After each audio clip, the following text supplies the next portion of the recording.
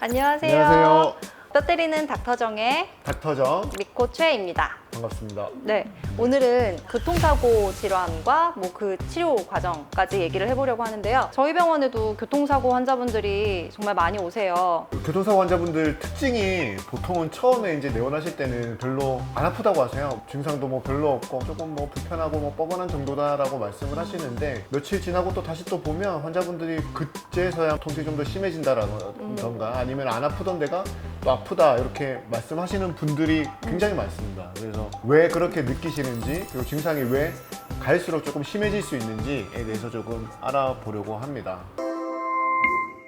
후유증이라고 하면 좀 그렇지만 처음에는 보통 이제 교통사고가 증상이 나타나기 쉽지가 않고 뭐 하루 이틀 길게는 뭐 몇 주 지난 다음에 증상이 나타나기 때문에 그렇게 불리우는 것 같고요.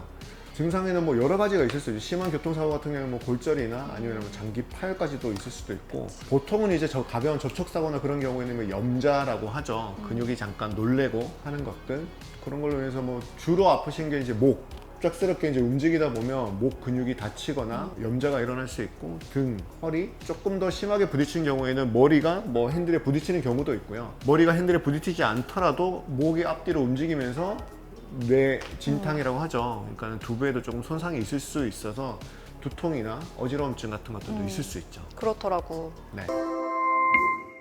저도 사실은 사고가 크게 한 2번 정도가 났었는데 전복이 됐었죠.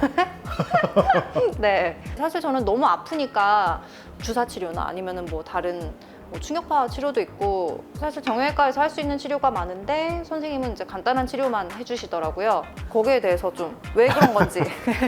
병원에서는 이제 그 심평원에 그 치료받은 내역을 보내고 거기에서 이제 돈을 받게끔 되어 있는데, 모든 분들이 그렇진 않지만 이제 보험회사 입장에서는 과잉 진료도 있고, 또 이분이 정말로 이런 치료가 꼭 필요한 치료였나라는 생각을 할 수밖에 없어요. 왜냐하면 필요 이상으로 돈을 지불할 수 없는 거죠. 그러다 보니까 환자분들이 오자마자 뭐 바로 뭐 주사 치료나 그런 것들을 할 수는 없고, 또 요즘에는 뭐 도수 치료나 충격파 치료 같은 그런 비보험 치료들도 많은데, 교통사고로 오신 분들은 초반에는 그런 치료를 받으실 수가 없죠. 왜냐면 그런 치료가 자동차 보험에서는 보장이 안 되기 때문에. 그래서 초반에는 보통은 물리치료 한 2주 정도 그렇게 물리치료를 하게 됩니다.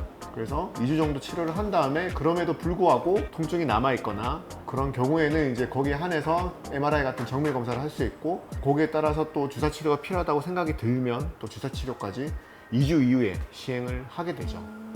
근데 환자 입장에서 생각해보니까 좀 억울한 면이 좀 많은 것 같아. 다친 것도 서럽고 억울한데 그쵸. 그 치료 받을 수 있는 뭐 그 범위도 한정돼 있고 빨리 나와야 되는데 또 시간 그렇죠. 내서 오시기도 힘든 경우가 많으니까 저희도 이제 힘드시겠어요. 현장에 있다 보면 되게 답답하죠. 맞아요. 저희는 이제 환자분들을 많이 보니까 이런 분들은 이런 치료하면 훨씬 더 낫고 뭐 빨리 나을 수 있는데라는 생각이 들어도 그렇게 할 수가 없는 게 어떻게 보면 좀 안타깝죠. 네. 그러면은 입원 치료가 아닌 경우에 최대 이제 통원 치료로 보장될 수 있는 기한이 뭐 얼마나 돼요? 그거는 이제 그 합의하고 보상금을 받는 시기를 이제 정하는 건데요. 기본적으로는 이제 교통사고 이후에 가졌던 증상이 완화됐을 때 할 수 있죠. 그 기간이 뭐 딱 정해진 건 아니고요. 몇 달이 될 수도 있고 가볍게는 뭐 1, 2주가 될 수도 있고, 그거는 이제 정하기 나름인데, 중요한 거는 일상이 바쁘고 회사에도 빨리 가야 되고 그러니까는 그냥 급하게 그냥 증상이 다 안 나왔는데도 그냥 이렇게 뭐 합의하고 그냥 끝내버리는 경우가 많아요. 근데 네. 이제 교통사고의 특징이 증상이 나중에 나타날 수 있고, 또 가볍던 증상이 나중엔 더 심해질 수도 있어요. 그렇기 때문에 너무 빨리 성급하게 그런 보상금 합의를 하지 말고 치료를 가능한 다 받으시고 모든 게 다 안정화됐을 때 그때 하는 게 어떨까, 의사 입장에서 그렇게 생각을 하죠. 교통사고 하면 그런 얘기 많이 하시잖아요. 지금 안 아프고 내일 아프다. 뭐 교통사고는 후유증이 뭐 중요하다.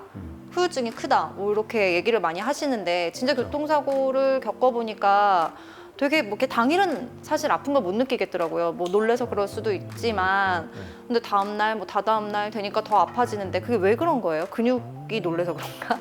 미코체도 그랬겠지만 교통사고 나면 오만 생각이 다 들죠. 뭐 자동차 걱정부터 시작해서 또 많다, 상대편 또에 대해서 또 뭐 어떻게 또 대응을 할 것인지, 과실 여부를 어떻게 따질 것인지 보험회사에도 연락해야 되고 여러 가지 생각이 들고 합니다. 근데 그렇게 하다 보면 이제 해야 될 일들이 너무 많고 너무 갑작스럽기 때문에 신체 내에서도 아드레날린, 교감신경이 흥분되고 그러다 보면 통증은 좀 잊혀지죠. 뒤로 밀리는 거죠. 빨리 처리해야 될 것들이 갑자기 생기기 때문에 그런 것들이 처리하고 다 하고 나면 그때서야 이제 통증도 밀려오고 아프고 그렇게 되는 거죠. 그럼 사고가 항상 갑작스럽게 나는데 교통사고 시에 너무 경황이 없어도 꼭 생각하고 있어야 될 거. 내가 뭐 어떤 증상이 났을 때는 이건 되게 크리티컬하다. 뭐 이런 증상들이 있어요. 그렇죠. 이제 그 교통사고가 나면서 이제 뇌진탕 같은 증상들이 있을 수 있거든요. 명심하셔야 될 거는 구토가 나거나 좀 이게 울렁거리거나 하는 거는 조금 병원을 빨리 가보시는 게 좋아요. 왜냐면 이게 핸들에 직접 머리를 부딪히지 않더라도 목이 앞뒤로 움직이면서 그 안에 있는 뇌가 저희가 이제 뇌가 뼈에 둘러싸여 있잖아요. 그 뼈에 이렇게 앞뒤로 움직이면서 부딪히면서 뇌진탕이 발생할 수도 있거든요. 그러니까 바로바로 그때는 응급 상황으로 병원에 빨리 내원하시는 게 도움이 됩니다. 그러니까 뇌진탕이 지금은 괜찮아도 이제 이게 증상이 크게 나타날 수 있는 거네. 위험한 거네. 그러니까 보이는 게 다가 아닌 거죠. 그리고 또 환자분들이 명심해야 될 게 치료를 자주 받으셔야 됩니다. 왜냐면은 보험회사에서도 객관적으로 판단할 게 그런 진료 기록들이거든요. 만약에 뭐 교통사고 나고 뭐 일주일 뒤에 뭐 한두 번 갔다 하면 보험회사 입장에서는 뭐 증상도 뭐 경하니까 사고가 나고 일주일 뒤에 간 거고 그리고 물리치료도 한두 번밖에 안 받았으니 아 이거는 중환질환이 아니고 경환질환이구나 라고 판단을 할 수밖에 없고 저희도 그렇게 판단이 되니까 그렇지. 그렇기 때문에 객관적으로. 웬만하면 교통사고 나면 그 즉시 재빨리 병원에 가는 게 제일 중요하고 가능한 자주 치료를 받는 게 중요합니다.